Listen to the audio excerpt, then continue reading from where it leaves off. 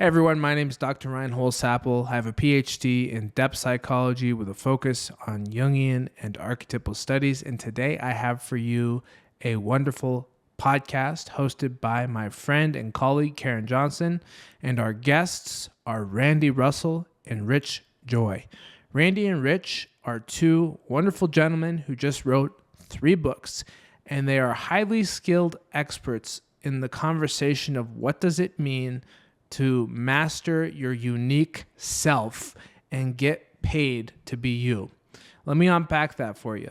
There is a conversation about vocation that you might have been involved in at some point in your life. If you have discussed the topic of vocation, you will know that vocation really means calling. What are you called to do? But it's also to do with your career. What are you called to do that you could benefit society doing and also pay your bills doing? So the whole idea of vocation and calling is reaching that soul-centered identity where you can do what you love, make a positive impact, and also put food on the table and meet the needs of yourself, your family, etc. Okay?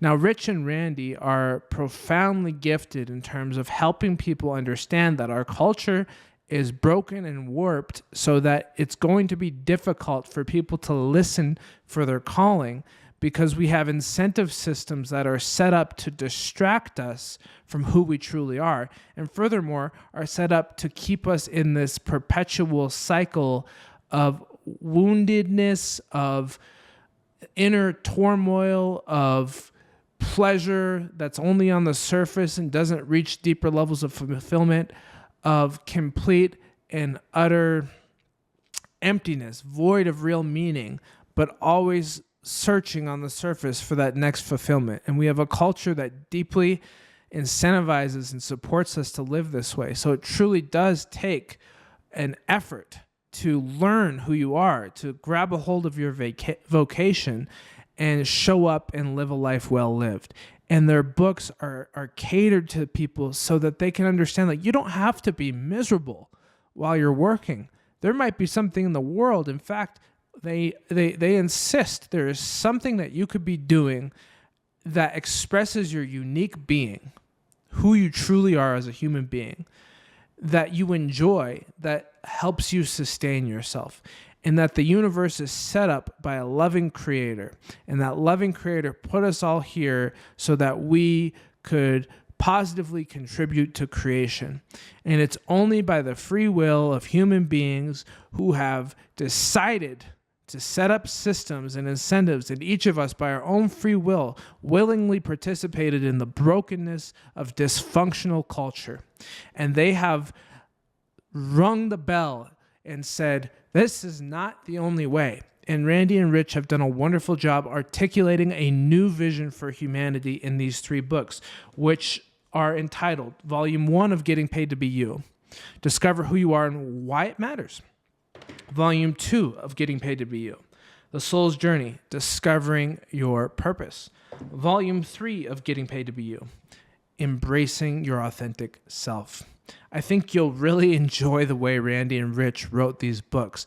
Rich comes in with a great sense of humor that is designed to just bring you in as a reader because he is the mentee and he is the one asking Randy all the questions. But you will see from this interview that Rich actually deserves more credit than just being the student, as he has a tremendous amount of wisdom to offer. Now, Randy as well is just a surplus, a fount of knowledge and deep wisdom. He's somebody that I am a dear friend of and consider just somebody that I respect tremendously and love very much. Someone that I know that I trust because I know him from an intimate perspective of him having mentored me when I was a young man, as well as growing into a friendship that has matured over the years where we can share knowledge as we learn and grow together. So I think you'll really enjoy the way that this episode unfolds. Now, it was recorded a few months ago, and unfortunately, due to some issues here at home with a caregiving crisis, for those of you who don't know, my wife and I have been dealing with a multi-year-long caregiving crisis due to her chronic illness and some of the deep issues that she has with her health, neurologically, immunologically, and mitochondrially. And these have really inhibited us from being able to participate fully in the world. And I've done a lot of caregiving, and sometimes we have help and sometimes we don't. And I'm actually writing a book about it right now, which I will talk about in other episodes. But we have been on quite a journey. And we are open about that because we feel that, just like Rich and Randy, that being able to walk through your trials in life with purpose and vocation, right? Because vocation is not just materialistic. It's really about fulfilling your calling at a soul level in a way that's contributing, and also in a way that feeds you and nourishes you. And that just so happens to include getting paid, because we have to be able to succeed in the financial realm in order to function in the Western world, to some degree at least, right? So this is a conversation that's near and dear to my heart, because I know what it means to struggle through trials. I know what it means to push for self-discovery and to dig deep to find meaning when life seems to be throwing adversity and challenge and tribulation at us. Karen and I play off of each other in this interview and both ask questions freely as they arise. I would think of it also more as a dialogue than a strict interview, because we share our ideas, they share their ideas. Now, an interesting fact to know, I apologize in advance, that only one side of the camera is working. So you will see Rich and Randy, but unfortunately, due to technical difficulties, you will not see Karen and I. You will hear us fine, but you will not see us. So at any rate, I hope you enjoy this podcast. Again, the books are out. I will put a link in the description to their website, exploringsoulidentity.com, where you can check out what they offer. They offer other services around helping people, mentoring individuals, some of which we talk about in this podcast. So go check out those services, and you can buy the books on their website, okay? And you'll have to stay tuned for my book, which will be continuing to come through in the production process. And all I can tell you is it's about the journey of caregiving for my wife and finding a deeper sense of wisdom through that process of spiritual crisis, right? And it's really about me claiming my creator and drawing on the strength of my creator through my free will, through my own ability to reflect and to work hard to not allow the negative voices inside me to win when my wife needs me and we need each other to show up and be the best we can, and ultimately connect to the creator in doing that. So all of this is connected, and I want you to just let me plant that seed as you listen to this really rich podcast, because we are, many of us, going into 2026, Happy New Year, by the way, right? It's New Year's Eve, I forgot to mention. Going into 2026, the world in many places is under extraordinary fire. And I know that I am not the Lone Ranger. I know that my wife, Victoria, having been bedbound for several years, is not the Lone Ranger. We have a unique problem, and yet I know that the trials and tribulations are severe. And now more than ever, we need a soul revival and we need a spirit revival, because man cannot live only on the material satisfaction of base life. It will leave us broken and starving for more, and ultimately continue to perpetuate suffering.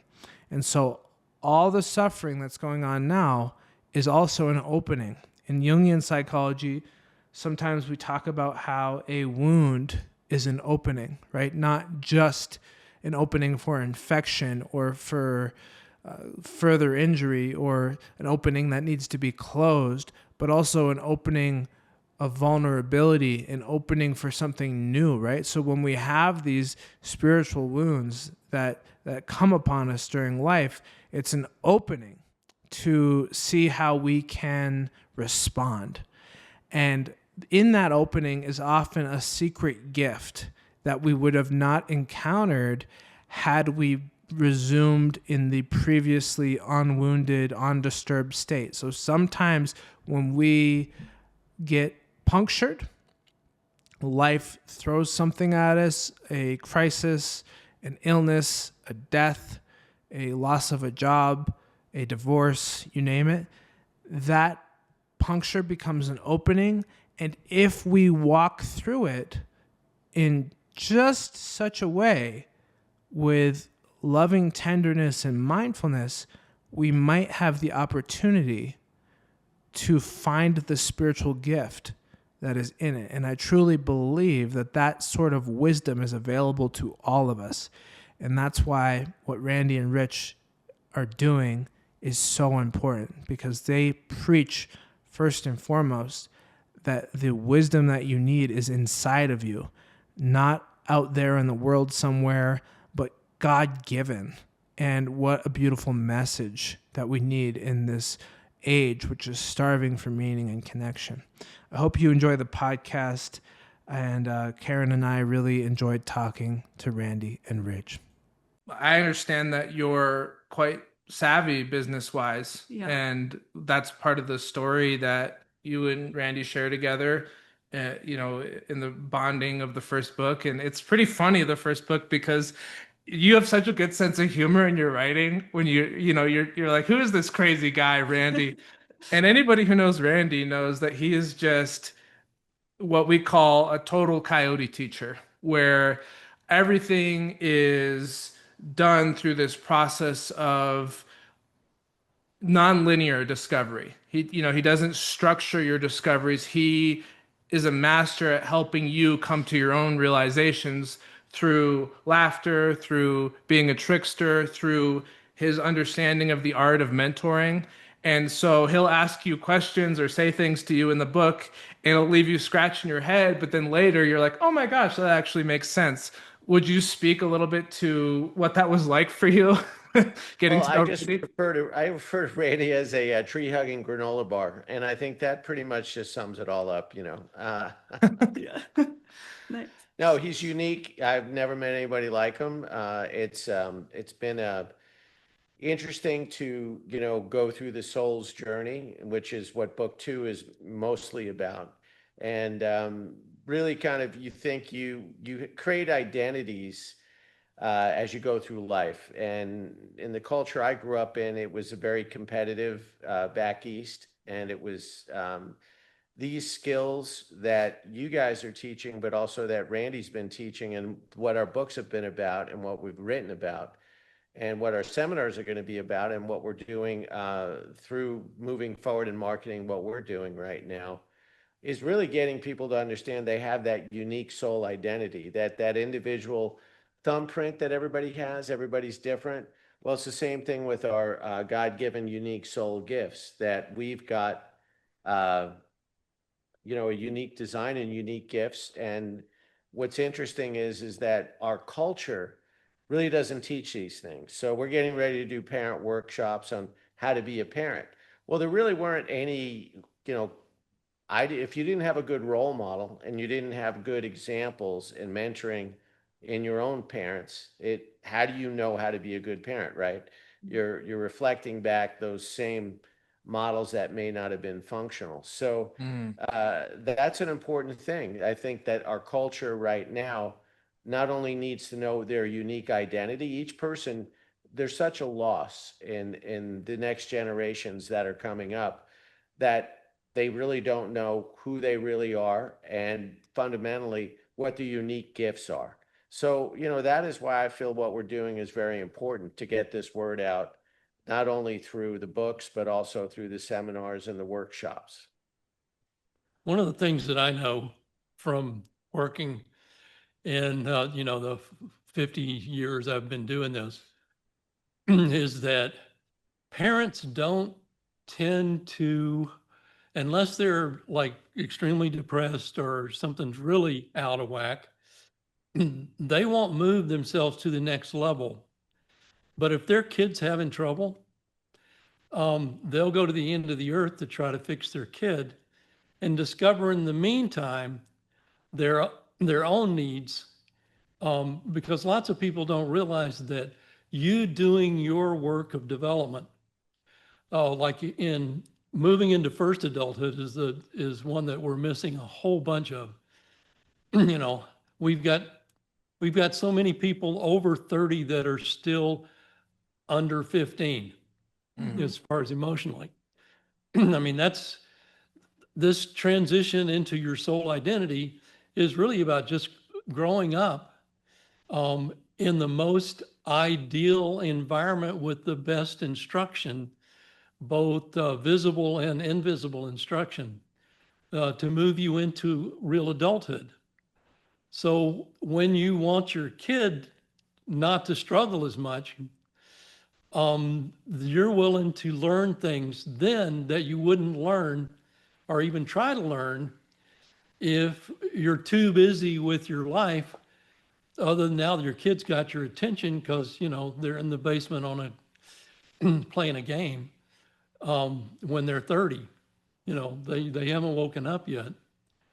So this is a big part of this is the combination part. We're doing the second part now. So the first part was the coyote, getting paid to be you. No, it's really about who are you, but people have a real need to make a living. So if you put the hook in about getting paid to be you, on the way, you might discover who you actually are. Okay. So what we've done is that we've set this up so that now we're looking at a field manual for parenting young adults. And that field manual will actually inspire people to want to read Getting Paid to Be You, either for understanding for their kids or actually realizing that they need to make the next stage of development for themselves. Yeah, we have a workbook too that's going to go along with that, that will also give people practical exercises that they can do to go along with the seminar and the field manual. So we're excited about that because there's a huge need. It's always, as you guys know, marketing 101 is you're either creating a need in the marketplace or you're filling a need in the marketplace. So there's already a huge need in the marketplace for finding out what your true soul identity is and what your gifts are, but also being able to have a manual to show you how to use those gifts, not only in your personal life and career, but also how do you then become a parent and be able to bring out the best in your children. So it's a huge opportunity, and we're getting ready. The reason I asked you about marketing was we're getting ready to launch a big marketing campaign on all of this. So we're excited about it. Matter Well, of fact, this is our first step towards that big campaign, is to work with you two. Well, we're really Nice. pleased about that. And Yeah. yeah, I'm sure we could learn a lot from you two about marketing and so forth. And what I really hear in what you're saying about the parenting, and you know, tell me if you agree or not, is that it's really important for the parent to know who they are and to live from that place of soul identity so that they can be the parent that is going to be the best parent to that child, and at the same time be independent enough so that they have their own needs met as a parent, and let that child grow without being enabled or not able to fully find their maturity because they're in an environment where they're not being supported to be independent as the child or as the teenager or whoever it might be. Does that seem accurate? Well, yeah, even more so than that, it's kind of forcing you. Okay, we know that, with unconditional love with your children, you want to give the best to your children and give them a better life than you had. Generally speaking, that's what people are trying to accomplish. So if you never had modeling and you're stuck emotionally at whatever age, you may be an adult, but you might be stuck at the age of 5 when you had your first trauma. You might be stuck at the age of 12 when you had another trauma. And so you could see a 30-year-old, adult sitting there having a temper tantrum or pacing around and cursing and acting like they're 10 or 12 or 14, and they're stuck emotionally. So is that a good example to your child? No. So they're not aware of it. So the whole step is you have to become aware in order to change. You need to be aware.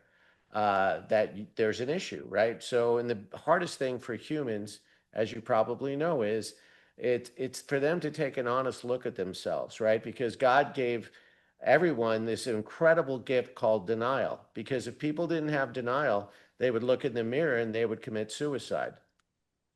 Probably not quite that bad, but I'm kidding. it's a good point. I'm kidding. They don't understand. I kid around a lot, Yeah. okay? But the point is, Dry humor, got it. I'm, I'm not actually completely kidding about that, because Yeah. not that they would really commit suicide, but it's hard for people to really look at themselves objectively and go, I'm really messed up. What's wrong with me here? That's a tough one. There's several Yeah. types of suicide.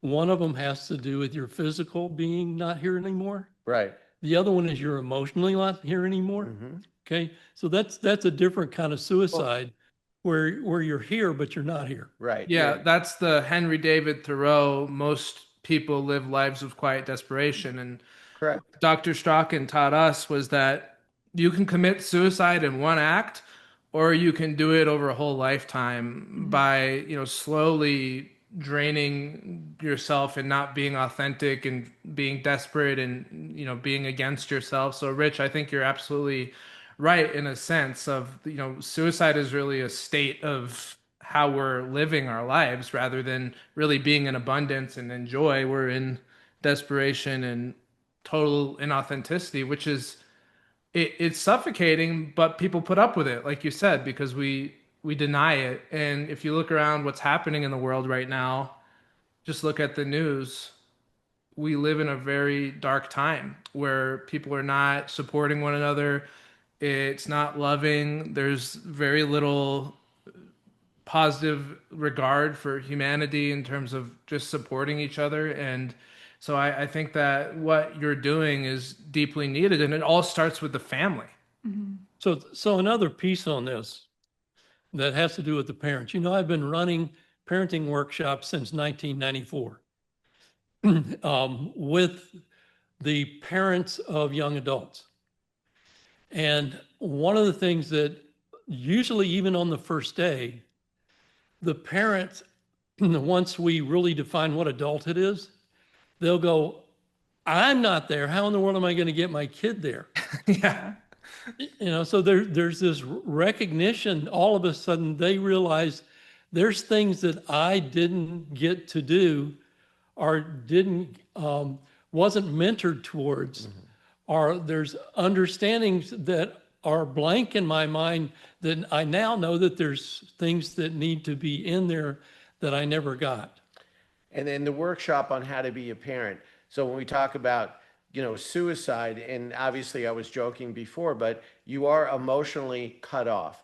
Your relationship with the creator is cut off. So you're dead to that connection. You're dead to knowing who you really are. You're dead to living as your authentic best self and your best life.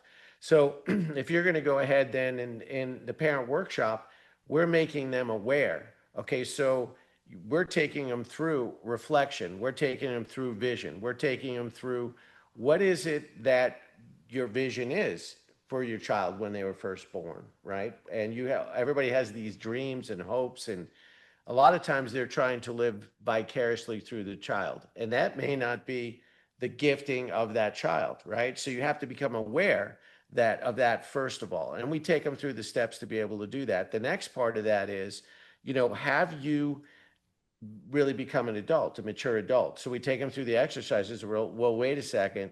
They start to realize. So in the guise of being able to become a parent and to help their child, they're having to reflect on themselves and things that they need to improve upon, which they wouldn't go to the workshop if they thought it was a self-help for them. But going for a self-help for their child, they're now into the whole vortex and beginning really of the soul's journey. It's kind of an indirect way to bring them into that. So it's exciting, really. We feel that, again, we're just trying to fill a need in the marketplace right now. Of course, you know how much I like the indirect approach, because it's really, it takes you deeper than a logical or a any kind of explanation. Experiential is the most profound way to learn anything. So one of the things that I've noticed over the years is that there's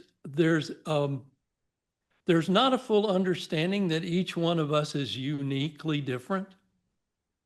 I mean, we might say that, but then as a parent, you expect certain things of your child that are true for you that may not be true for them at all, that our brains do operate differently, that it's natural that we have people that think in a certain way and other people think in a different way, just how their brain is organized and what the priorities that are designed within them are, that we each have skills and talents that make us essential for the health of the whole planet. But if you think that your child's advantages are the same as yours, even if you haven't thought about it, but you're doing this subconsciously, you're blocking them from the ability for them to discover their own genius, their own abilities that are different than yours. You know, and we end up, I mean, the extreme of this we see right now in the culture of people that see the world differently than you get demonized and all end up there ends up hate and anxiety between people who are by the design of the creator see the world differently, so that we have a combination of these different ways of organizing and understanding the world, that if we all work together and understand that each other had gifts in areas that we don't, we could build a balanced culture. But since we don't, and we keep expecting them to see things the way we do, then we actually end up damaging each other or holding each other back, so that the things that we would be natural gifted at and make a total difference and feel totally fulfilled, we're not able to do because we're being blocked by people that love us, and that love, since it doesn't understand the differences, is loving in a way that's not loving at all. You know, you have the heart connection, but you don't have the intelligence or the information in your intelligence to watch your child and see, what are they genius at? Who are they really? What would they really feel fulfilled doing in life? And then setting them up with experiences that helps them to expand where their natural gifts are. Yeah, and let's look at the root to fruit. Okay, so what are the root issues in our culture? That's a really interesting topic. Okay, so if you look at what's happened through the Industrial Revolution, and we've gone from going into a mass consumption society, from the simple farmer that used to have, grow his own crops. He was reliant on the creator to get rain for the crops to come up. We were more of an interactive society. There was community. People would get together and help each other. And if you look at the transition away from the yeoman state into more of an industrial state, where people were moving into the cities, and it was more about now mass consumption, right? In order for you to feel fulfilled and to be happy, you need to consume these products. So all the marketing from the first Sears and Roebuck catalog that came out, and people were buying things, through that. The marketing that was done through the newspapers, the radio, television, now the internet, right? It's just been your saturation. If this is what the model is, if you have this car, you're going to be keeping up with the Joneses, used to be the expression. You're trying to constantly keep up with the happiness that you're seeking isn't through what our culture is conveying. The culture is conveying, okay, you need these things to be happy. Okay, but that is furthering your connection with the creator. In the book, I wrote about wins, right? All you need for success. You're right. God is with you. God is in you. God is all you need for success. That connection is the guiding light of what you need to be successful. So when you look at the root of what people are being modeled through our culture, it's about fear. It's fear if you don't have these things. It's fear if you don't have the right job. So back east in my generation, it was always, based on, you got to go to college. And, a lot of people that talked back there with their accents, so listen, my son, he's a doctor, he's a lawyer, he's a this, to that, and what do you mean? He's a plumber? No, no, no. Stay away from those things. You need to be a doctor. So the kid that was forced to be the doctor, right? He didn't want to be a doctor. He's miserable. Or the lawyer, he's a lawyer, and that's not who they are. So fundamentally, you're put in this culture that is saying you need to make as much money as you can make. You need to get all this mass consumption. All these things are going to make you fulfilled in life. When it's just the opposite. The only thing, the void, you could buy that new house and that new car, and after a couple weeks, somebody opens the door next to you in a parking lot and dings that car, and they're like, oh my goodness, my car. And then you're not, that void is still there. You're not happy. Now you're not happy. You're like, I don't like my car anymore. It's got dings on it, or whatever the case may be. And the true happiness and the fulfillment is through the spiritual connection with God. That's what it is. It's at the end of the day. And that's what everybody's looking for. It's the old song, looking for love in all the wrong places. Yeah, we are actually. It's within. It's your connection within. It's not the external where we're going to get all these possessions and get these jobs that we're not designed to do.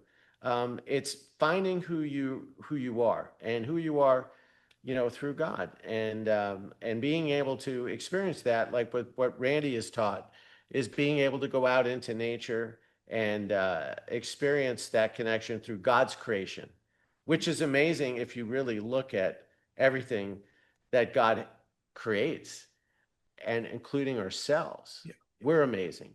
And most people don't think that about themselves. There's a lot of negative tapes. There's a lot of negative stories from their childhood, and from their parenting. They didn't get the right parenting. So a lot of parents didn't give the right messaging to the child. So it's a combination of the fear that our culture, promoting and marketing out there, is a big root issue, and the lack of connection that striving and driving creates within individuals that keep you away from being able to be still and listen to that small voice inside. That's so beautiful. So you guys have been checking out the books. Do you have, there's some questions that came up for you in what you were reading? Well, I have a follow-up question to what you've been sharing. These seminars, well, I have two questions. One, are they in person and or online? And then two, are they specifically for parents of young adults, or are they for parents of any age of a child? And if so, why did you intend, like if it's a certain age? I'm curious to learn more about that. So what I know is, if you know this information, when you're pregnant, you're going to parent a lot differently. Yep. My focus has always been, I think back, even to when I was like 15 or 16, that I was really, I started running camps when I was 20 years old. And, as program director or something like that for the camp. And my whole thing was working with the staff who were young adults. They were late high school, early college were the ones that were working at camp. and by interacting with them for them to know how to work with the younger kids. So my focus has always been on the young adults, partially because when your young adult can't figure out who they are, you're a lot more concerned than when your 8-year-old wants to be a garbage man. You know, that these are, oh yeah, they're moving through. You know, it gets serious once you get to those older ages. But quite honestly, um, I would market to the younger parents only as a, do you want to be ahead of the game here? You know, you might think this is, you know, just for the people that have young adults that aren't launching, that aren't making it, or that are confused. But in reality, the younger parents, actually, I've had some couples that are engaged that came to the workshops so that they could think ahead of what they're going to do. So this is kind of like, if you want the big picture, you know, and you're just starting your family, you know, come figure this out now, because it's going to move so fast that from 5 years old to 15 years old, it's like, whoa, where did that go? You know, how do we get here that fast? And if you don't plan it out ahead of time, then you're going to miss opportunities. Like, there's a really important one, and we brought it out a little bit in the book, but there's a really important aspect of this whole thing that has to do with, as the parent, developmentally, you can't bring your kid into adulthood because you're the parent of the adolescent. And for them to wrap their mind around that you're the parent of the young adult now is difficult for them. So what does that mean? That means you need uncles and aunties, whether they're related to you or not, that have already done the soul's journey, that know how to be there for your kid. So you need like godparents that are signing up to help move this kid into adulthood when they turn 15, 16, 17, that they're going to know the kid well enough, because quite honestly, the parent can harp on something for 2 weeks of something the kid needs to know, and it just goes over. When that uncle, that sacred uncle or aunt, says it once, and the kid goes, wow, never thought of that. And so your advantage is to build a team for your family where it's not just for your family. Let's say you have 3 families that can hang out together so that there can be uncles and aunties for all the kids of all the families, so that the message gets across faster and deeper, because you've got a team working on your family's progress, development, self-discovery, emotional healing. That's all part of a team that you're consciously, like, even as parents, you get together like once a week and strategize on, you know, how's Sally doing? How's George doing? You know, what can we set up?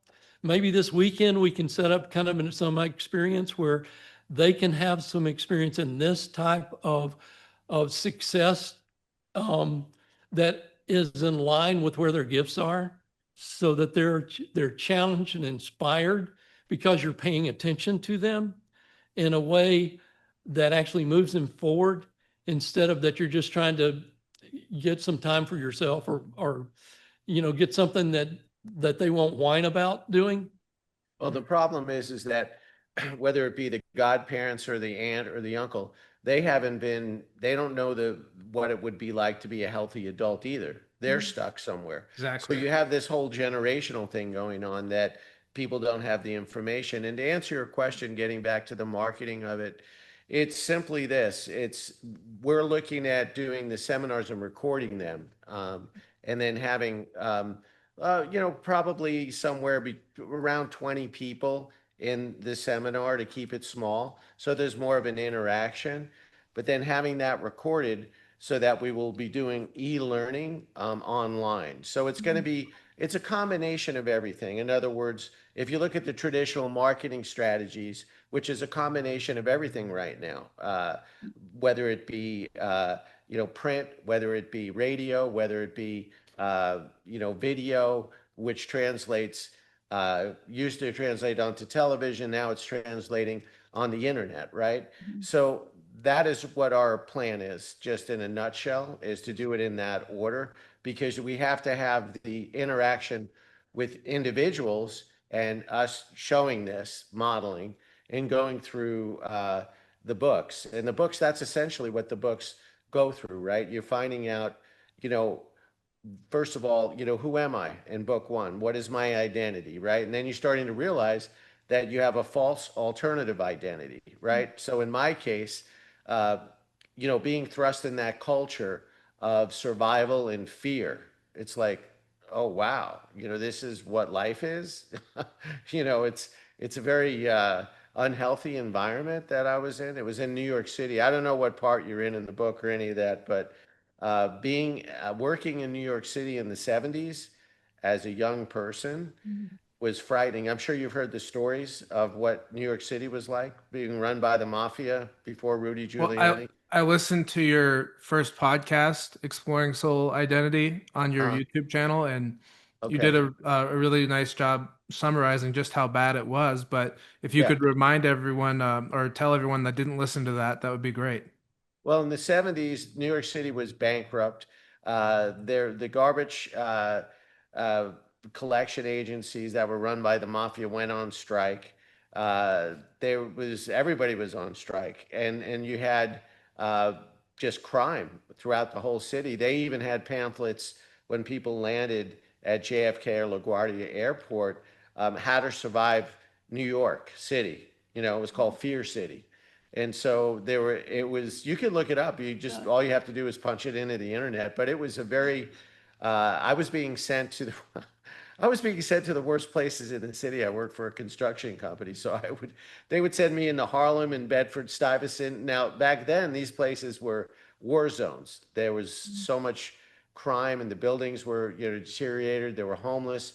There were drug dens, for people, that were had all these addictions. So it was horrendous. And so, yeah, that's what it was. You'd go on the city and people were getting killed in the subways, on the streets. Put it this way. They could never understand. They would give me a full day's worth of work at the construction company, and they could never understand why I was back by 11 o'clock that morning. And the reason was because I ran. I was a fast runner when I was a kid. So I ran all over the place. I was in fear of my life. I was going to get killed. And I Wow. was just hoping I could outrun who was ever chasing me. So it was one of those situations. But yeah, it was bad. So when you're in that kind of environment, you're constantly it's just fear and survival. Am I going to survive today? Am I going to be able to, live through this situation? So those are the kind of things that people in our society, I think, there's a tremendous fear about how they're going to get through the day. Look at the economy, look at inflation. I think there's a lot of fear there's uncertainty about the future, and people are not able, through all this fear and concern and lack of connection, they're not able to go inside and connect with God and say, wait a second, I can just be in this moment. Let's be in the moment right now. Let's not worry about the fears and the worries of tomorrow. Let's just stay here right now in the moment we're in. And let's Mhm. connect, because right, it's not just our body and our mind. It's really our spiritual connection is where the peace is. And our mind can run rampant with all these thoughts. What about tomorrow? What about this? What about that? Well, I'm not going to have enough for this and that. So it's just further created distractions. If you look at all the distractions we have uh, with the messaging from our culture, which is mass consumption, Yeah. or look at look at all the medications out there that they're putting out. You could take this drug and it may help you with one thing, but then it may cause a heart attack, a stroke, a this, or that. It lists 20. I listen, I look at these commercials and I go, who in their right mind would get this thing that could cause 30 other ailments? Right. You look at it and you go, have you ever seen any of those commercials? Only a million, right? Yeah. Yeah. Yeah. And the people are jumping up and down about this product in the commercial, dancing and singing and, going crazy. And while they're dancing and singing, there's a monotone voice going, "This product may kill you." Yeah, it may cause all these other problems, but Yeah. it's So, like, hey, so let's I want to tie a few threads together, Sure. and they're these. One is because of what you described, Rich, with this progression of the nuclear family and this dissolving of community and this division that has gone on now for so many decades.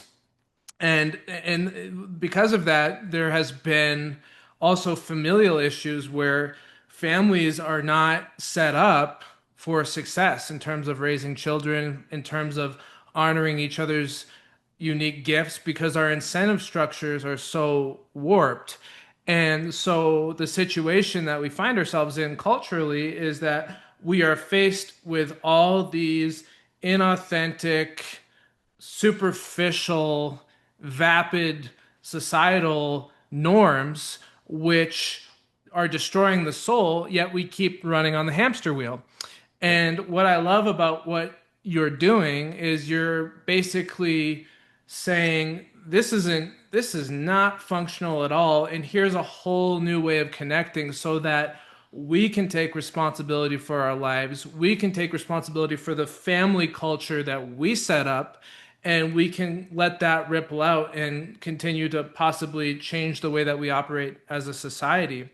One of the things that I feel is so important as somebody who studies and is a personality psychologist, research wise, is that we adapt based on what we bring in, but those adaptations are not always functional. So, you being such a gifted runner, that's a unique aspect of Rich that Rich brought in, and then it turns into a coping style, right? Or we can have other coping styles that we use in ways that are maybe for survival at one point, but become dysfunctional later on.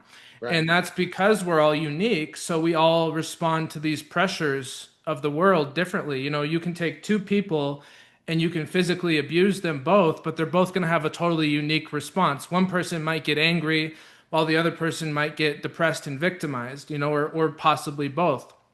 So what we do with our clients is we map out all these different subpersonalities, which are the genetic parts of who you are, but also how you adapted and how you live your life.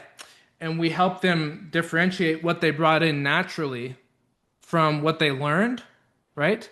And then we help the soul see what's functional and what's not functional and invite change and a conversation within those different parts of how can we cope in a new way, in a functional way, in an adaptive way, in a loving way. And so sometimes what happens is you've got one part of the personality who's doing something really dysfunctional, like I'm a protector, I'm really angry, I'm overreactive, whatever it might be, and they can actually change and become and play a different role for that person, like be more of an assertive person that knows how to speak up for themselves, but has healed that aspect that goes into the loud, reactive, inappropriate, dysfunctional behavior. And other times, what we find, Rich, is that sometimes there are parts of that personality that are so dug into their own dysfunction that they don't want to change, and they don't want to change it. And so then the conversation becomes about actually taking power back from that behavior. A classic example would be like an alcoholic. So, usually the person who gets sober is not the same as the one who's the drinker. And I know that sounds kind of weird, but let me explain it. The drinker is a neurological circuit that loves the effects of alcohol and might even be using that to cope with other issues in life at the same time. So there could be both. And often it's not the part that's drinking that gets sober, but it's the other parts of the person that drag them into Alcoholics Anonymous and say, enough is enough. I don't want to lose my husband. I don't want to lose my wife. I don't want to lose my kids. I'm done with this behavior. And then they stop that. So, anyways, all that's just to say that it's such a nuanced process that you're both doing, that we're doing, of self-discovery. And if you don't know who you are authentically, you're dead in the water, because how can you possibly direct your behavior in a meaningful way if you don't even know what you're directing? Yeah. Yeah, so that was all book one. Yeah. Why is it important for you to know who you are? Now, book two is, what are you going to have to go through to let go of who you thought you were, that was your survival piece, rather than your blessing, your authentic Mhm. giftedness, to your family and to your planet, to your culture. And that process is the important process that you can't really apply who you are in life until you know who you are. But that Exactly. means that's really scary, because the part that you're holding on to was protecting you from what you don't need to be protected from anymore, but you haven't realized that yet. Hmm. These are childhood monsters that are underneath the bed, Right. that It that you just, haven't bothered to look under the bed yet and find out there's just dust balls under there. There's nothing else. Although that is that pair of shoes that I haven't figured out where they were for a long time. So that if you pull them yeah. out, now you can walk differently in life with shoes that were hidden because they actually matched how you walk. And it Yeah. comes down to fear and trust, because if when you're going through, you're growing up and you're learning, fight or flight, or you're going through the traumas, you start to adapt and you start to create this alternative identity, and addictions come into place. And there's so many different addictions in our society, whether it be food, whether it be alcohol, whether it be drugs. There's healthy addictions too, but I mean, there's people are looking for an escape, to cope with these various things that they're dealing with that they've never really wanted to deal with. And so they find these outlets to numb the pain, right? So, how do we numb the pain, and how do we not face it and go through the healing process? So, you create this alternative identity. So, even though you find what your soul identity is and what your purpose is, you still have these addictions and things that you're dealing with. And so, how do you let go of that and then enter into the cocoon phase, right? So, you used an alcoholic. Alcoholics will have to hit bottom before they're willing to make a change. And so, everybody's bottom is different, but they finally come to the end of themselves and they go, well, this isn't working. This addiction isn't helping me. and it, Exactly. it and it could take a long time for that to happen. And everybody's on a different journey as far as what that looks like. But when they hit that point and they say, okay, I need to look at my life honestly here, and I need to make a change. And I'm going to make that change. And that is a very hard thing to do. And the big decision there is you have to let go of the fear. There's a big fear of change. Wait a minute. I don't want to let go of that addiction, because let's face it, when I'm watching football or baseball or anything, there's a commercial showing me that I'm going to feel so much better if I have that beer, whatever that, or that whiskey that they're advertising. That's going to change my life, and I'm going to be really cool if I have that. So that's the addiction, right? I mean, one of them. Uh, and so they go through that. I have to let go of that crutch. I have to let go of that numb. It's going to. I'm not going to be able to numb out, and I have to actually feel this pain now. I have to go through the pain. Well, that's a big decision. But how do you let go of that fear is trust. You now have to make a decision to trust God. Yeah. And That, that's how people get sober a lot, is by trusting God. Mhm. well, in any addiction, really. I Yeah. mean, food's another big one. I mean, I think our society and our culture in America, I think where the stats are staggering about the obesity of not only adults, but children. Like Mhm. the children, our food supply is so toxic, right? And hopefully they're making changes now on that. But So there's an important point here that needs to be really be brought up. Um, and we get demonstrated this on a regular basis, this important point, but somehow we don't get it. Any movie that you watch is the transformation of the key character in the movie, right? But if it was a really smooth transition, we wouldn't care about the movie because it doesn't show that transition piece where you are transformed into this new being. Okay. If your mentors and elders, if you have any, if you don't have someone telling you there is um, there's a phase that you need to go through that's late adolescence. I don't care if you're 60 or 70, it's still late adolescence. There's a phase you need to go through if you really want to be you and love your life. And it's going to be a difficult phase. Matter of fact, it's been called the night of the soul. You know, that there's the dark night of the the soul. dark night of the soul. That there's a part of the transition that's going to be scary, but you love watching that in a movie. You just don't want to do it yourself because, you know, whether it's Lord of the Rings, you know, where you're sitting in your nice little rocking chair with your pipe and just enjoying the Shire.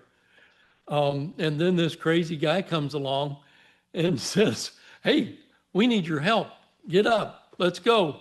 Come with us." That you're going to get that invitation and you're going to have to say yes at some point if you want to have a real life instead of what you're doing right now and surviving.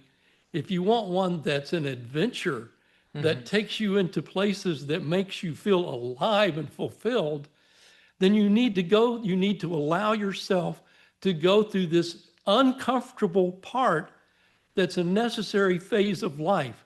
But if nobody told you about that, when it comes up, you put it off. You know, you put it off when you're in your late adolescence, and then all of a sudden it comes back in midlife when your kids are about to leave home. And well, you know, we call that midlife crisis. You know, what midlife crisis really is that you never allowed yourself to go through the transformation to become the real you, and you're being invited on that again. So instead, you know, you buy a sports car and destroy your marriage kind of thing. You know, but you're invited over and over again. Matter of fact, Tolstoy in the book The Death of Ivan Illich, which is about a judge that made it to the very top. But then on his deathbed, he discovers he never really lived. He never allowed himself to go through this transformation, this transition, this new birth that really only happens through a deep connection with your creator who actually knows who you are. So there's a trusting piece of this where you have to be still and let all the craziness happen inside of you until it floods out and you become the real person. So like in the hero, you know, in the Lord of the Rings, in the Lord of the Rings, you've got the soul's journey where, you know, Frodo has to make that decision. Is he going to go ahead and go on this journey, right? And then all these things have to happen to him that go through what he has to go through, right? And a lot of courage, there's a lot of fear that he has to face, but he has the courage, you know, to go through it. And then he has Gandalf that is there as the mentor to guide him through on this journey. But if you look at the difference between the soul's journey and the hero's journey, in the hero's journey, Joseph Campbell, are you familiar with Joseph Campbell? Oh yeah. Hero's journey. So if you look at that, that's a formula they use in Hollywood on movies where you take, you know, the hero has to go through a change. He's going through his regular everyday life and it's not working in a lot of cases. And then all of a sudden this change happens and it's a radical change. It's a change in his environment, geographically, you know, in his relationships. So if you look at, I think we should talk a little bit about the difference between the Hollywood formula, which is largely based on the hero's journey that Joseph Campbell talked about. And let's talk more about the soul's journey and the difference between the two. I think that would be interesting. Well, part of it is in the hero's journey, you're on your own. Hmm. You know, it's like you're fumbling all over the place. You're on your own. And you're not really, you don't have an internal confidence that's going to lead you to that place of like you will in the soul's journey. Because this, number one, the soul's journey is taking you to the design that is authentically you, that the creator knows. And the creator is more than happy. Matter of fact, can't wait to help you. Has a whole support system, both human and angelic, that are going to help you through this journey. And even though you're going through stuff, there's an inner confidence that this is taking you somewhere good. So you don't have the levels of anxiety and fear, even though you're feeling those transition pieces erupting within you, you recognize, oh, this is part of that journey.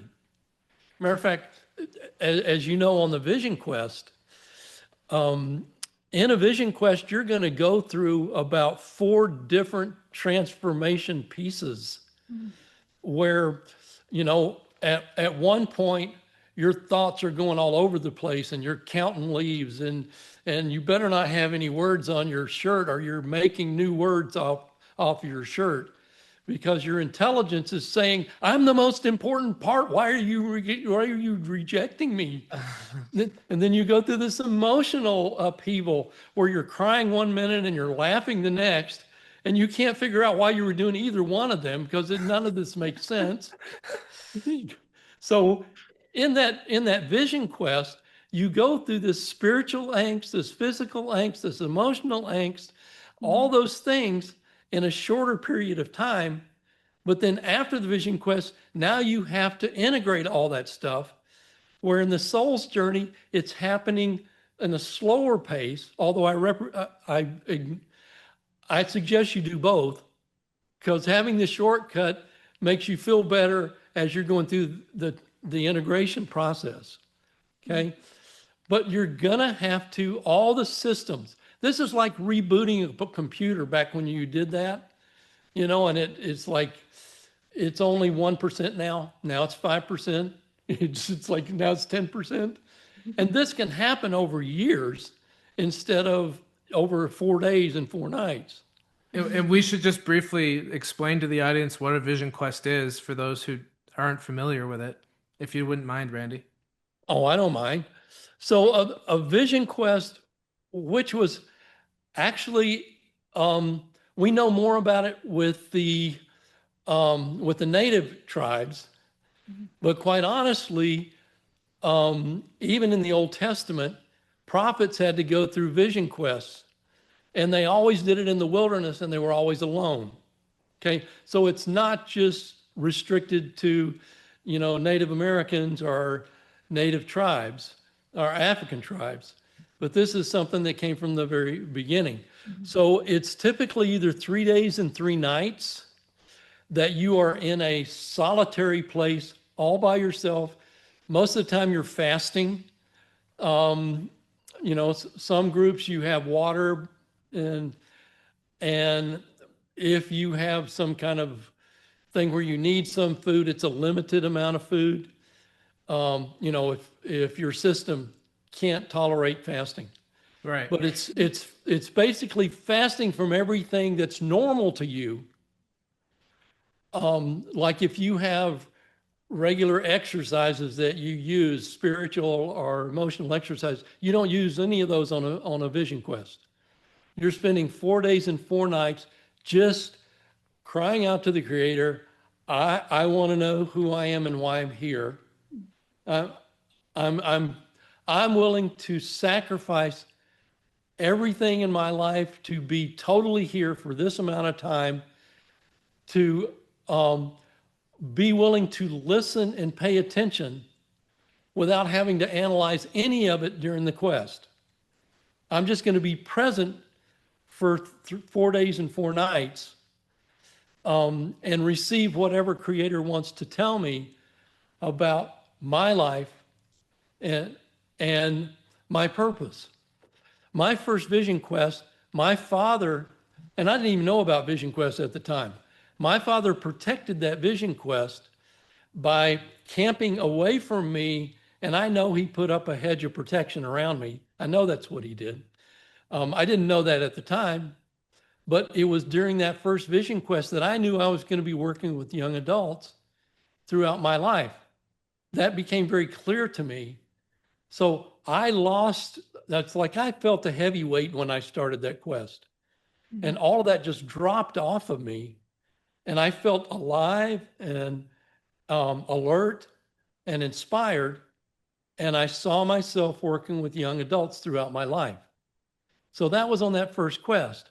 I've done 4 quests, one for every season.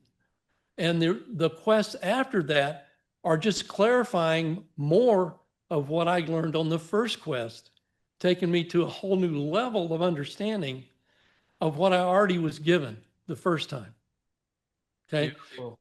So the soul's journey is an applied version of a vision quest that's longer and deeper and more transformative, because the vision quest is kind of a short version or a short vision of what's possible that now you need to implement. Right. Right. And that when that plugs in to the soul's journey, you go through, there's a whole reveal that happens and a whole new awareness that happens. Because when you let go of the fear and you step into the vortex of the soul's journey, you're now having to make a decision to trust. And you're kind of, there's some, there's some concern in that, like, well, wait a second, this happened to me in the past. And you don't think God was there and he didn't show up. And so you're like, well, if he didn't show up for me there, why is he going to show up for me here now that I'm on the journey? Well, then there's this great reveal of these small little miracles that start to happen that you're now choosing to trust. You're building a connection, and it's a slower process, but you're getting these great revelations as you continue on the journey, and these transformations and more of an awareness of the old alternative identity, and you're now coming more in alignment with unique soul identity and your alignment with what your purpose is and how you're going to apply those unique gifts into your personal life and career. So I'd say that's a big part of the transformation. So for example, in book 1, when I met Randy playing tennis, as you probably read. Yes. And you know how that went. I thought he was completely crazy. He was a substitute partner. He was crazy, but he was good at tennis. I'd never seen anybody dive headfirst into the net and break the high tension cable on the net. But he showed up in a very, a high end tennis league as a substitute, like he was going to camp out in fatigues and granola bars in his backpack. And, I'm looking at this as my partner, so it was a very interesting experience to meet him. And then, but after we both were writing various things, I had a vision quest in business. He had vision quests that applied to connecting with your soul identity, and mine were business related, right? Different vision quests completely. That's how we got together. And in that process, after a few days, actually a few weeks, he said, I think you'd find something very interesting. And I said, well, sure, you might want to see it. I'm like, okay, yeah, bring it in next time we get together and work on this book. Mm-hmm. And so he was working with a student and was looking through for a sketch pad. He was doing art therapy, and he found a big sketch pad, similar to this size behind us here. Right. And he was flipping through the pages, and he found a drawing he had done in 2006, and we met Right. around 2017. So, he brings it in and he shows it to me. He goes, "You might want to sit down." And he shows me a picture of myself, which is in book one, right? And I'm like, yeah, there it is. That was it. You got it right there. So back then, when he drew it in '06, when I didn't know him, uh, I looked a lot like that picture back in '06, and that was 20 years ago. Well, But it's might I just say it is striking how just similar. It's so uncanny. The picture is clearly a sketch of you right, a and I decade plus before you met, right, clearly proving that this stuff about intuition and energy and the creator has a lot to it that we don't understand in our right. everyday life. So I'm sure, Rich, for you, that came as a shock. What was going through your head when you saw that? Well, it was more than a shock, actually. Well, and just to clarify, back when he drew it, I had a lot more hair back then in '06. So I just I want to clear that up for the Okay, good. in Okay. the picture there. For posterity, So, yeah. but anyway, he no, it was I actually put it in a frame, and I put it. Talk about being reluctant to change or being reluctant to take the soul's journey. I put it, I put it where I could see it every day, and I would walk by the picture and I would look at it and go, I know God's trying to tell me something here. This is bizarre that I would meet this tree hugging granola bar guy that is crazy. And I'm now, he draws a picture of me in '06, and I've never met him before until 17. And what's God trying to tell me? This is unusual. This is very unusual. This is not normal. Uh, so that was the first reveal, I would say. Well, we probably wouldn't have written the books No, if the picture had no, I would have dismissed him as a crazy granola Right. bar. It I was a would, needed confirmation.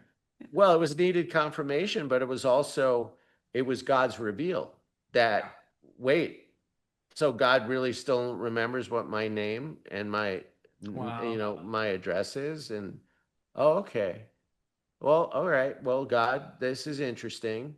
I'll continue to work with this guy, this wacko nut job guy okay, he's like, you know, you'd ask him a question, he'll sit there and he'll just say, well, it'll just unfold. Like, wait a second, I didn't ask you. What do you mean unfold? I'm supposed to sit here and just wait, and I want an answer now. I want to know what's the answer to the question. It was so bad, I would ask him the question and I would answer it because he would just sit there and not say anything. I'd ask it and answer it. That was the beginning of Well, our relationship. that is so So funny. yeah, it was very interesting. So I had to go through but during the process, I would say that was the first reveal, okay, that God was with me on the journey. And Wonderful. that's a big thing, Ah, that now you start to slowly trust and you go like, okay, this is supernatural. This happened. Okay, this is real. I'm supposed to work with this person on these books, right? I don't know where it's all going. And it just unfolded. As a wise old man once told me, it'll all unfold. Now, So, there's an interesting part to this um, that Rich doesn't bring up very often. oh no, don't say it. I don't know what he's going to say. Go ahead. What is it? So, and this is going to make sense to you guys. The first thing that we started writing this book, and I said, Rich, you got to put your story into this. This has to have your story in it.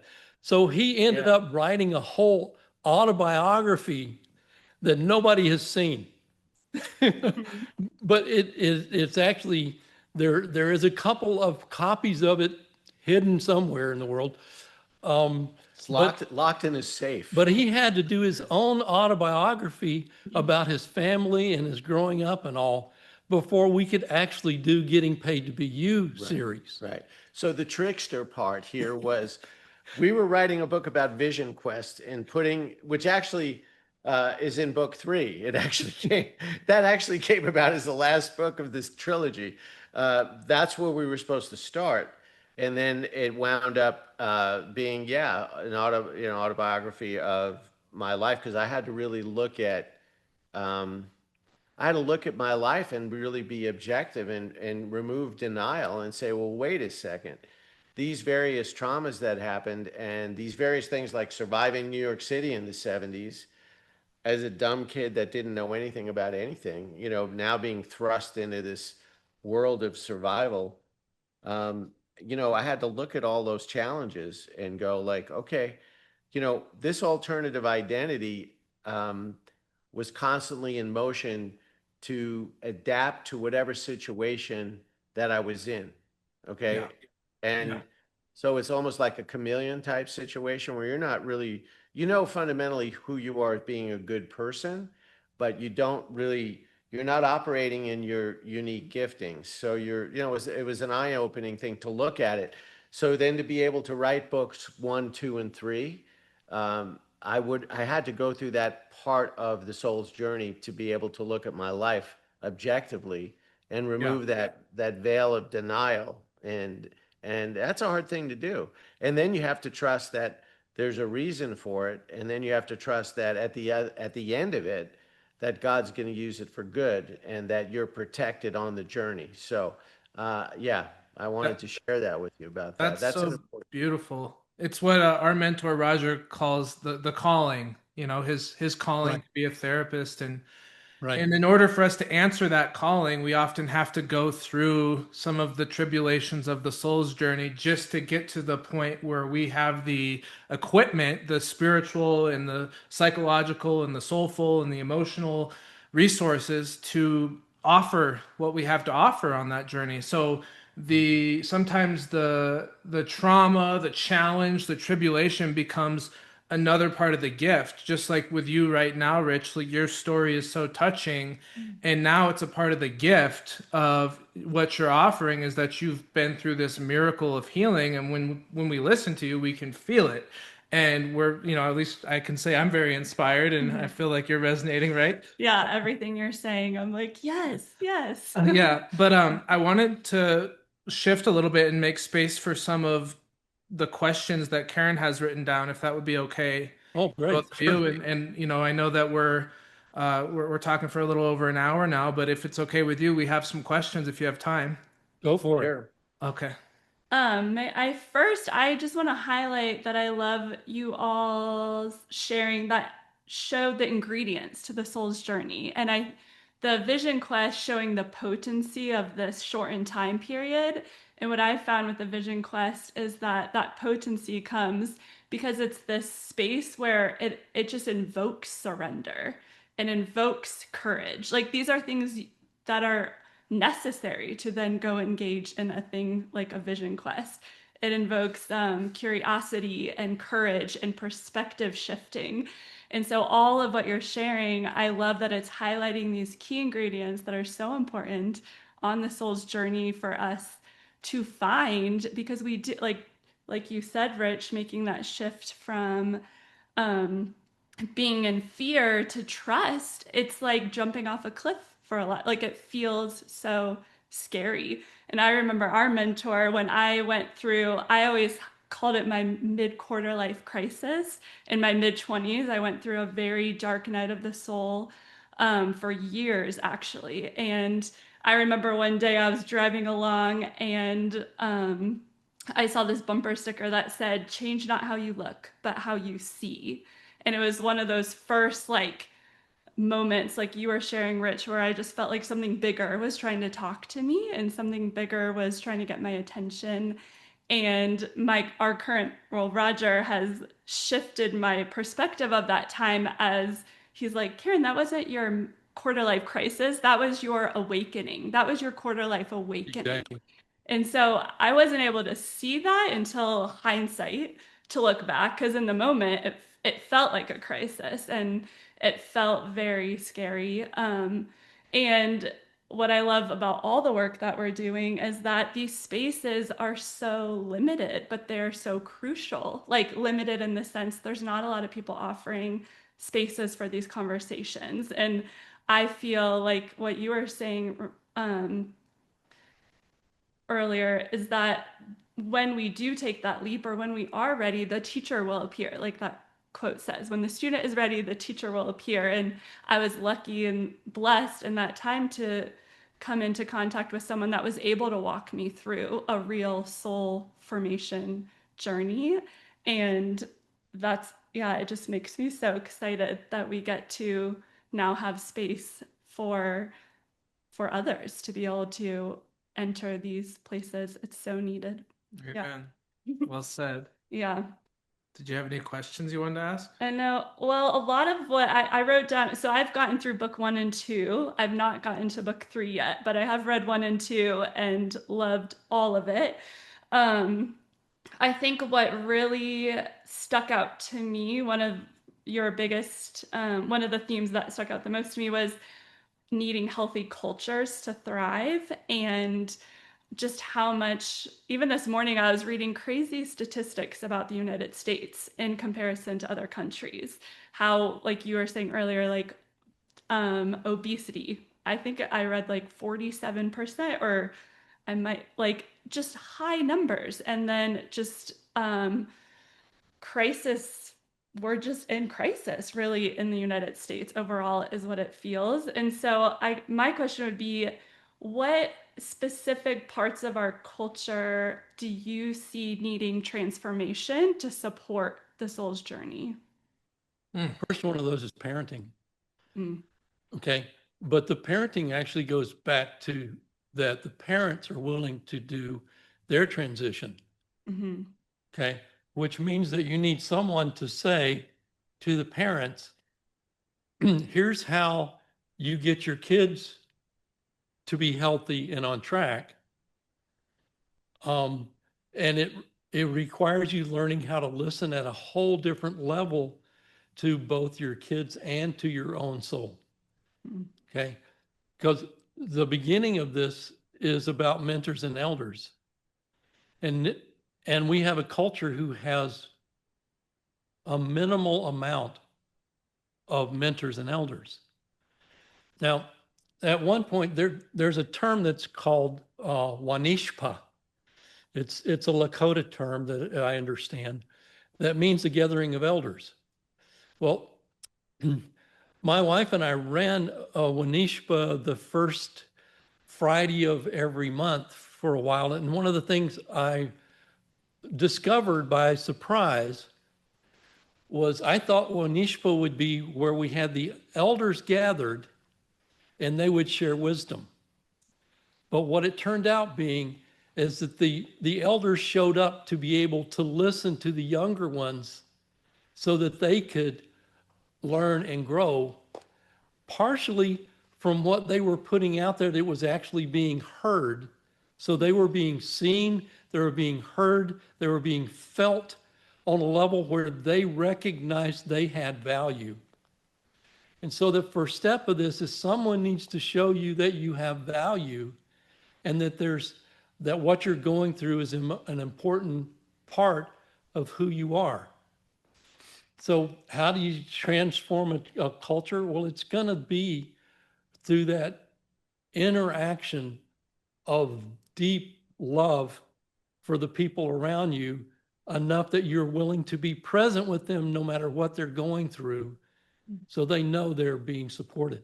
And I think another big part of that is the awareness of people being able to see that they're so busy, on the hamster wheel every day, and they're so distracted with whether it be addictions or the fear our society creates, or just whatever it is, the constant bombardment of messaging, and the messaging you're getting isn't always good. I mean, a big chunk of it is toxic, right? Mm-hmm. And so that separation from God it's a big problem. So in order for you to be at peace within, you have to get rid of the distractions. You have to be able to be in the moment, because if you're in the moment, you can actually listen.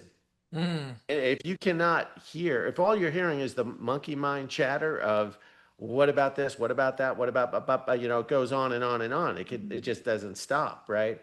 You have to be able to shut that mind off and go within really and connect.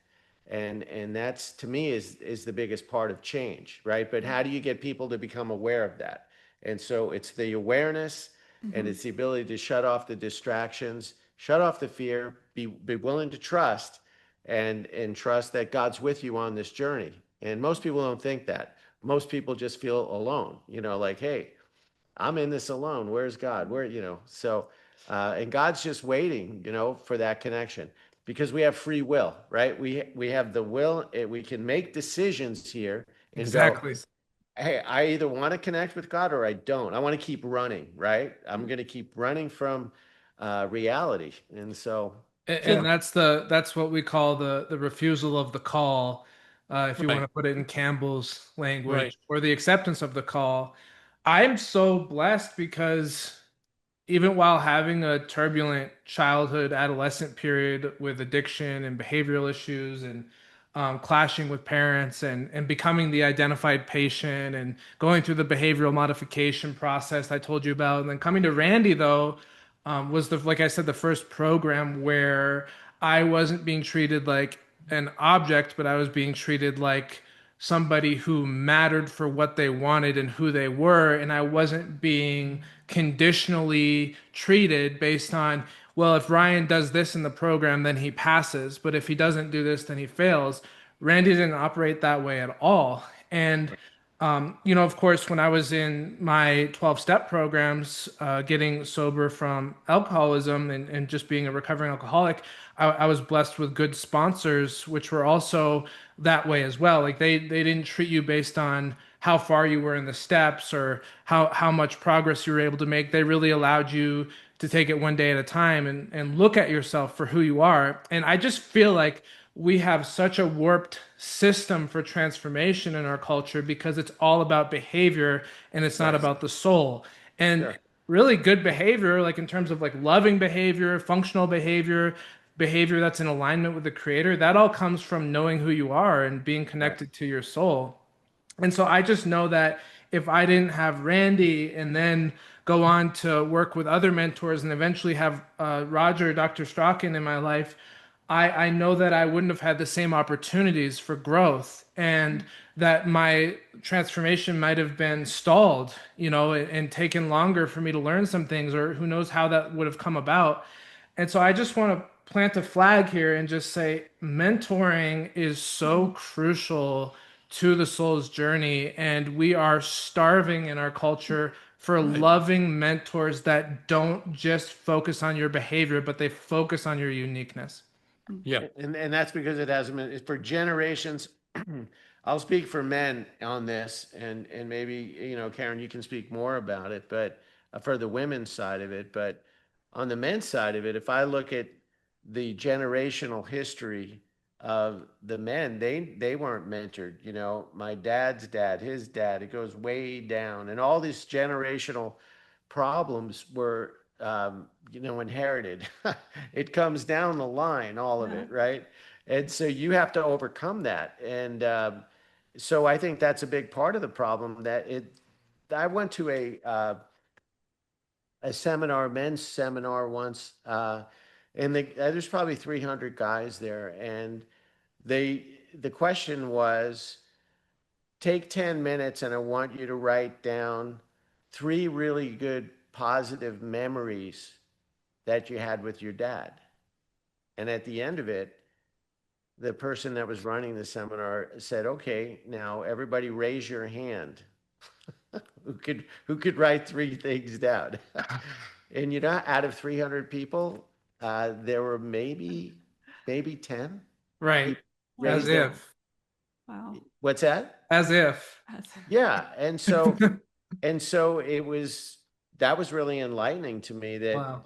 there have not been, there's not role models. I mean, look at the role Right. models in our society that are propped up and then they fall. Okay, whether it be a football hero that you think is Right. this incredible individual, and then you find out all these other negative things that he was doing in his real life, right? It was just a false identity that they created through media, right? Or so, I think there's just there's a huge need for mentoring and a huge need for modeling. and it's not there. I mean, so it's a very small minority. So yeah. Yeah. So I can tell you from my side of this that I was mentored, that I did have mentors and elders, that I mean, I can probably tell you 12 people that were mentors to me, uh, and at least 6 of those are deep mentors, and the others were there for me at a shorter amount of time at specific important aspects or transitions. But there was at least 6 or 8 people that were mentoring me and were doing it on purpose. It was intentional. Mm. And well, even my parents, I had a passage out of childhood when I was 15. That was an actual ceremony, and I was put with a mentor. It's like I crawled into the truck with this mentor after the transition and spent the summer being his assistant at a summer camp. But he was an incredible mentor. His name was Don Alberg, who I owe a lot to. Amazing mentor that was really there for me. So we can build this. It's possible. You have to do your own work to be able to do it. But once you do your own work, it will almost be impossible for you not to be a mentor, and you'll love being it. So we can build this. This is not a hopeless thing, but it takes showing up for your own transformation so that you know how to bring someone else through the process, even though you're bringing him through a process for them to find their uniqueness rather than more about yours. Yes. And I would just add that we are building it, because from the time I met you, Randy, to Roger, to now being here with my lovely business partner, Karen, we are living the teachings. It's not just about what we do when we show up to work, but it's how we treat our spouses and our families and our friends, and that you cannot do this work and compartmentize. It Yeah, pervades your entire life. let me throw in one other part of this expansion. Yeah. Okay. I would not work with a young adult unless I got to work with their parents too. Right. That was conditional. You want your child to come to my 5-month transition into adulthood program, then you're going to have to show up for at least a parent workshop. But there was more than that. There was a parent workshop, and then there was a rites of passage that I prepared them to be able to do with their child. And I flew as far away as Holland to help a family shift their relationship to an adult-adult relationship. So I don't even know how many parents and how many families now understand how to do this because of what we were doing first at North Star in Bend, Oregon, when I was working, and then, in Eastern Washington at Life Designs, and then Inner Pathworks.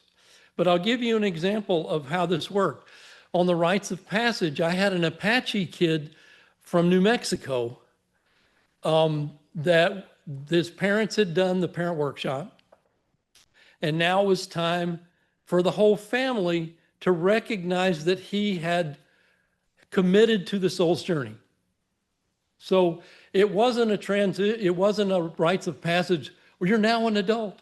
No, it was a transition where we want to support you as you go through this soul's journey because we know you have committed to the process. So it wasn't the completion of it, but the beginning of the soul's journey. Okay? So we flew, Colleen and I, my wife, and I flew to Arizona to show up. Now there was an uncle, a native uncle, who I talked with him and helped him prepare the ceremony for the transition into adulthood and shifting the relationship to an adult-adult relationship and a support relationship with uncles and aunties and cousins. Wow. Okay? So this native uncle who felt lost, that he didn't have much of a purpose. But he really loved the idea of setting up a ceremony for his nephew. Wow. So he said, and it's an amazing ceremony. We even had a snake show up that was going through the transition, where you're shedding your skin.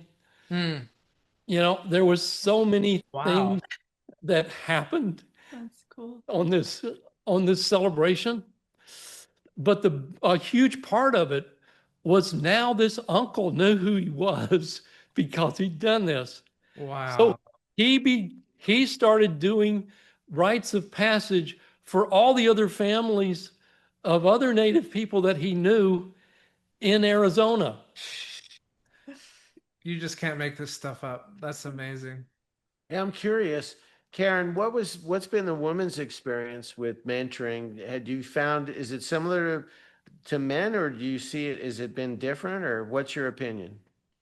I have not done a lot of work with men, mainly in couples work with Ryan. So I can speak to what some observations I've had in my women's groups.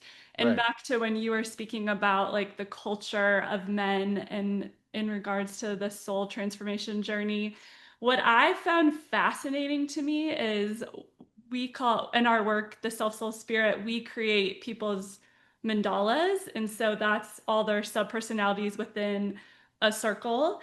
And what I have found is so many women, if not most, have this sub personality to them that you can name like a good girl or a people pleaser or a like that type of energy. And it's made me really wonder how much that genetic energy has been, like you were saying, passed down generation, and how that, like, when you're just trying to please everyone else or trying to fit in a culture that's actually not probably a culture you want to be fitting in the United States, when you're trying to fit in so much, that can be such a barrier, of course, to finding your soul and your uniqueness.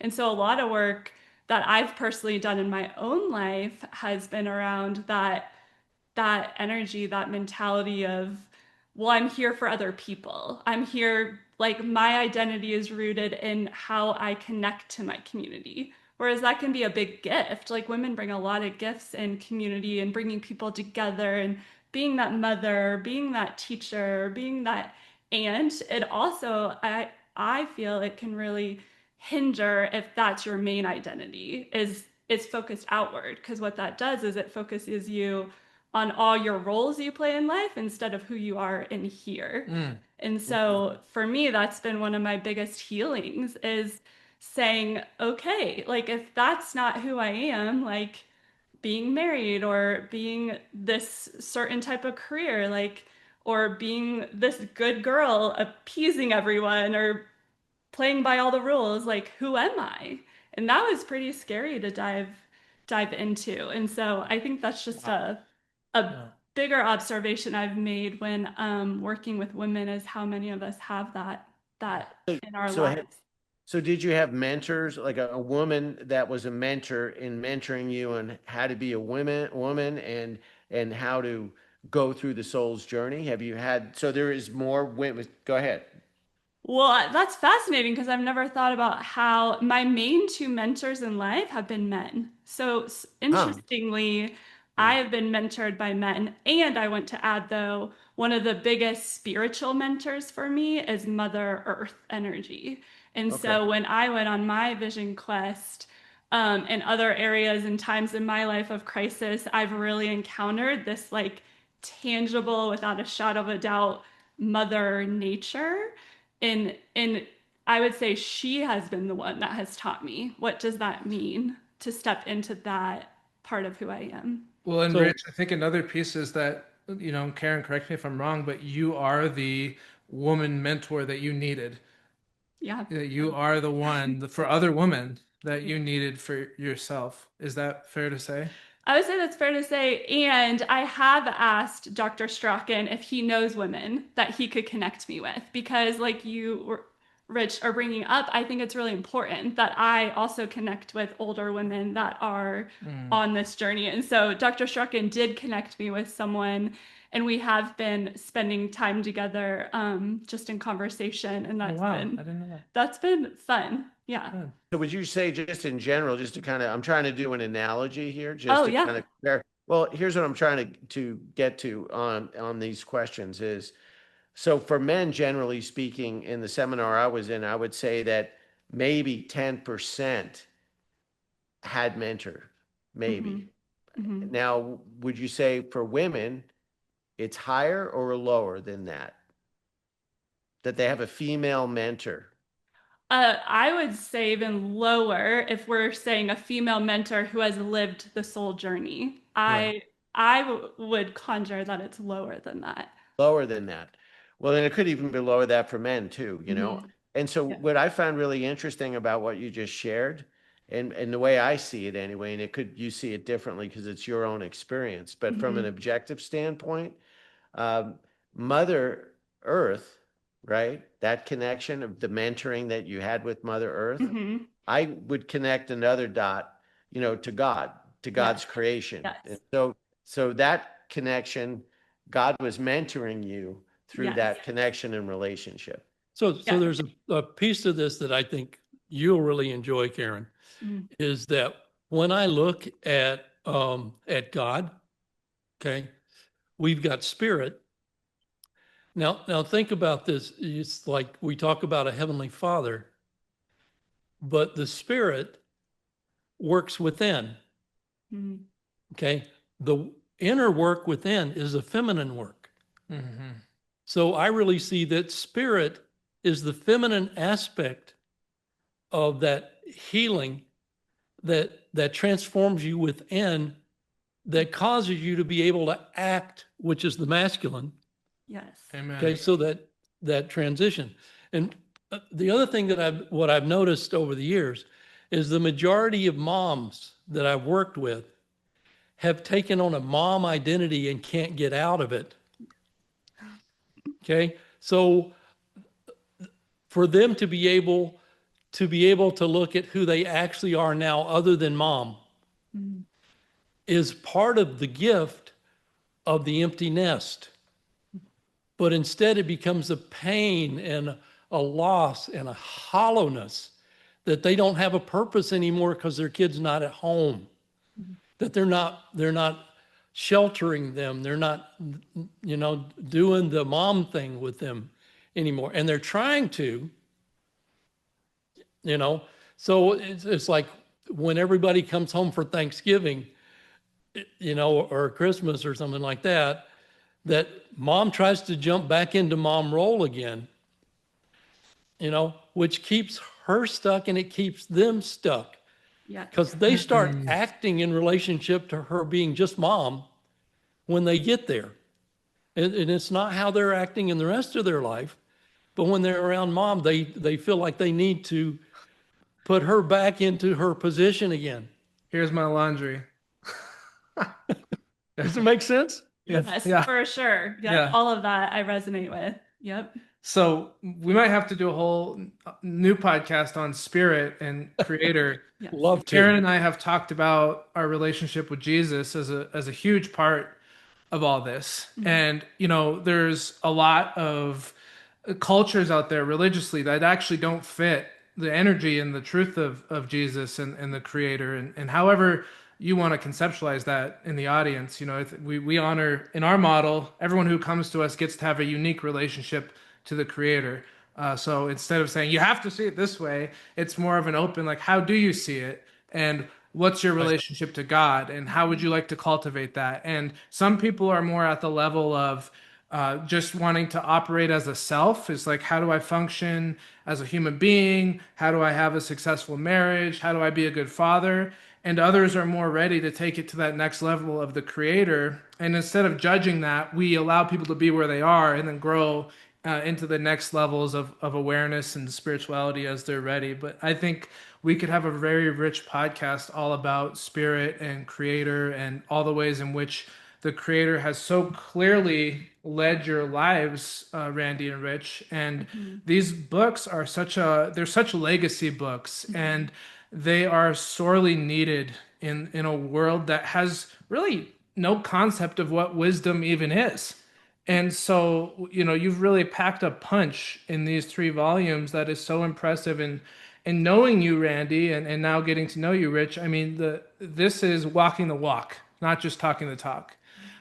These are people who really mean what they say. They really do this work, and that's so important because how often do we hear these empty platitudes from people on a pedestal who say they've got something figured out, but then behind the curtain, it's just always a mess. And that's not to say that life is perfect for any of us because we're all human. But the point is that those of us who roll up our sleeves and get our hands dirty and we're willing to work on ourselves, that helps our clients, our students, our mentees, our readers trust us that we are in this together as pilgrims, as Roger would say, on the same path, that we're walking alongside each other and that nobody's on a pedestal other than the creator. And Right. that's why I just love you two so dearly, and I'm so pleased with the podcast that we've done today, and I'm so grateful that you've shared yourselves with us. Would you tell us where people can find you, find your work, and we'll be sure to put a link in the description so that people, if they're parents, they can get the mentoring they need, or if they just want to read your books, they can buy the books, or if they want to listen to your podcast, they can do that. So exploringsoulidentity.com. .com. Move your shoulder a little bit, Randy. There you go. Well, we don't have the .com on there, but it's exploringsoulidentity.com. Yes. Okay. You can also get the books through Amazon. Yeah, you can go either way to our website, or if you punch in "Getting Paid to Be You," the title of the book, that'll come up in Amazon. And yeah, it's been going well. So to make a point to your audience,